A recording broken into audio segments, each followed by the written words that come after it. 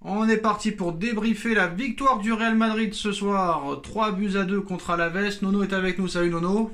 Salut Sacha. Alors buteur Rodrigo, Vasquez et Lotin pour le Real Madrid qui menait 3-0 facilement et qui s'est fait rejoindre 3 buts à 2 dans les dernières minutes.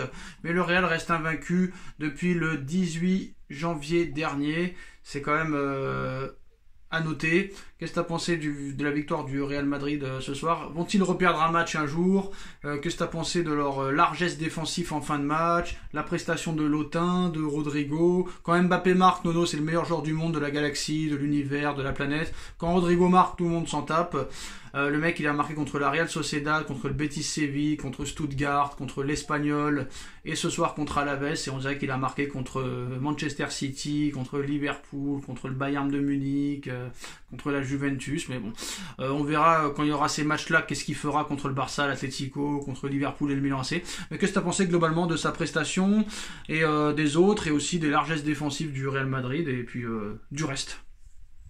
Eh ben écoute, on a vu un Real de Madrid fidèle à son image. Ils ont vite expédié les affaires courantes, 3-0. Largesse défensive, ça revient à 3-2. Bon, maintenant, tu me parles de Mbappé qui marque un but. Bon, ben, c'est ce qu'à mon avis, tu auras presque tout le long de la saison. Bon, mais tu vas avoir le même engouement qu'avec la presse française. Dans pas longtemps, il redeviendra le meilleur joueur au monde, d'après les journalistes. Et le Rodrigo, le pauvre, qui marque aussi, lui, à chaque fois. Eh ben, s'il marque, c'est pas grave, on n'en parle pas beaucoup. Le premier à sortir.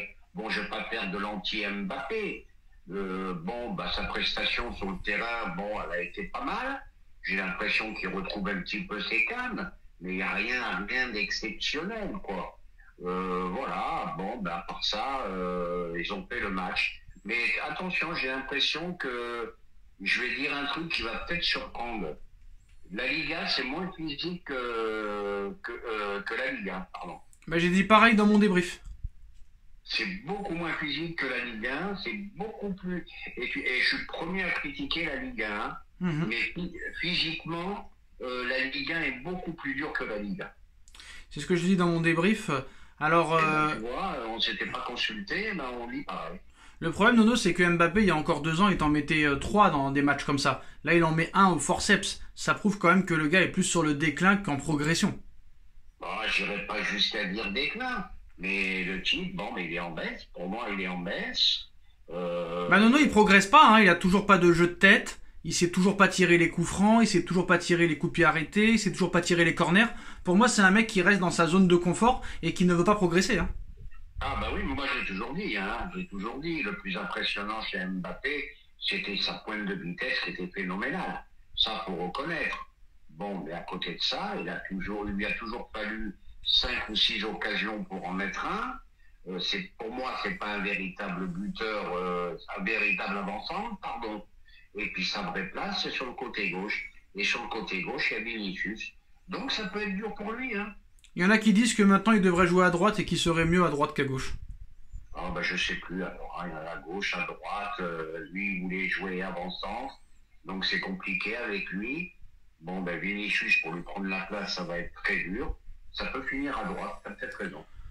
Le problème, c'est que Rodrigo marque à chaque match, donc ça va être compliqué de le faire partir. Et Rodrigo, le faire sortir, ça me paraît très très difficile. Hein. Mais si malheureusement, s'il y en a un qui doit sortir, ça sera lui. Alors, le Real Madrid est invaincu depuis 39 matchs en Liga espagnole. Ancelotti disputait ce soir son 300e match sur le banc des Madrilènes. Bon, invaincu, toute compétition confondue depuis le 18 janvier. Quelle sera la première équipe, Nono, à battre le Real Madrid dans peut-être les prochaines semaines? Est-ce que ce sera l'Atlético, ou ensuite peut-être le Barça, ou ensuite peut-être Liverpool ou le Milan AC, ou personne? Peut-être l'Atlético, ça peut être un match très difficile, parce que là, il y a du monde quand même à l'Atlético. C'est rugueux, c'est physique. Donc là, il faudra voir. Là, on aura déjà une petite idée. À voir. Mais quand même, un Real impressionnant quand même, malgré tout. Quoi qu'on en dise, c'est costaud quand même, hein. Bon, après, c'est vrai que le but de Mbappé est pas mal, hein. C'est des buts qu'on avait vus il y a quelques années. Mais bon, ouais, c'est vrai que le crochet, il est quand même dévastateur sur le but, Nono. Bah oui, attends, c'est pas devenu une pipe du jour au lendemain. Voilà, c'est pas devenu une pipe. Oui, mais c'est quand même des équipes très faibles en face, Nono. Tu peux pas dire le contraire. Tu peux pas dire le contraire.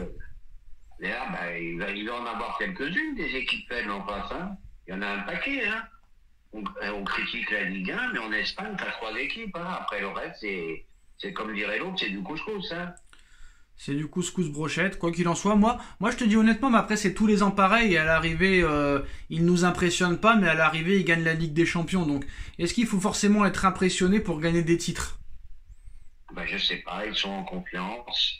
Bon, ils ont quand même des joueurs phénoménaux. Hein. On va pas se mentir, ils vont la gagner encore. Ils vont la gagner, Nono. On est d'accord? Oui, peut-être encore cette année. Je vais te dire pourquoi.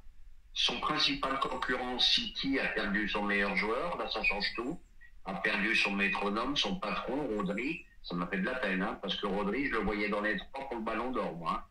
Donc là, j'ai l'impression qu'ils sont au-dessus. Ils sont au-dessus. Navas qui pourrait signer au FC Barcelone, Nono, est-ce que ce serait une trahison pour le Real Madrid, ou est-ce que Navas qui est prêt à accepter presque un faible salaire pour rejoindre le Barça, vu que Ter Stegen est blessé pendant 1 an?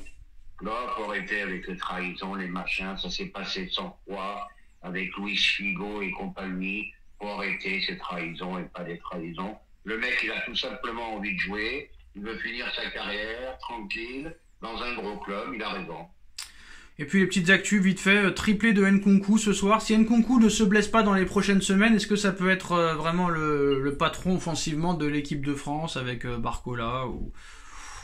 Qu'est-ce que t'en penses? Dommage sa fragilité, celui-là. Parce qu'il est très très bon, il plante des buts. Je pense qu'il peut devenir un pion important pour l'équipe de France.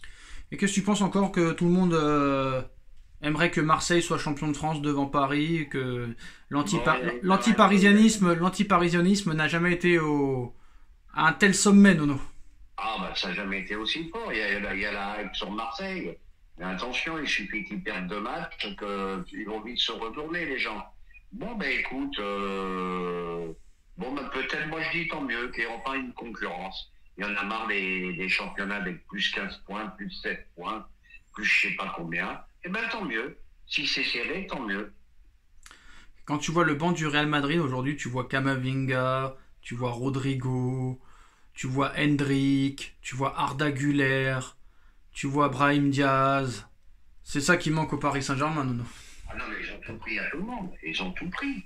Demain, t'as un joueur, t'as le Real qui est dessus, t'as le PSG qui est dessus, il va au Real. Et Nono, moi je la sens mal l'histoire, et tu vois même que les dirigeants la sentent mal parce que ça a été une info qui est sortie aujourd'hui. Ils veulent absolument Gyökeres, l'attaquant du Sporting, le Suédois là, pour le mercato d'hiver, le Paris Saint-Germain.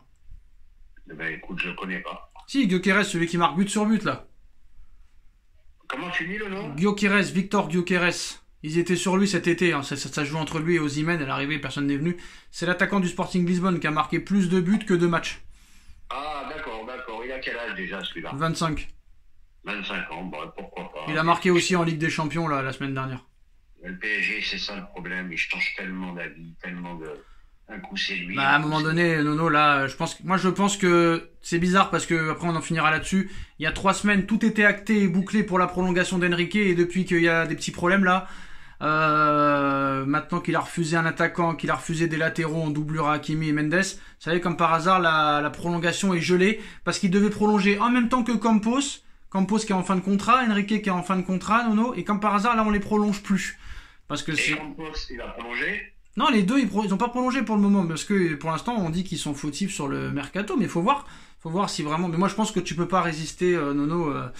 Pour moi, ça a été une faute professionnelle, on en reparlera, mais ça a été une faute professionnelle d'avoir fait un mercato comme ça. Je suis désolé de le dire, parce qu'en plus, avec tous les matchs que t'as, et en plus, tu sais que les joueurs que t'as sont fragiles et peuvent se blesser à tout moment, pour moi, c'est une faute professionnelle. Je sais pas à quoi il joue Enrique, mais c'est pas normal.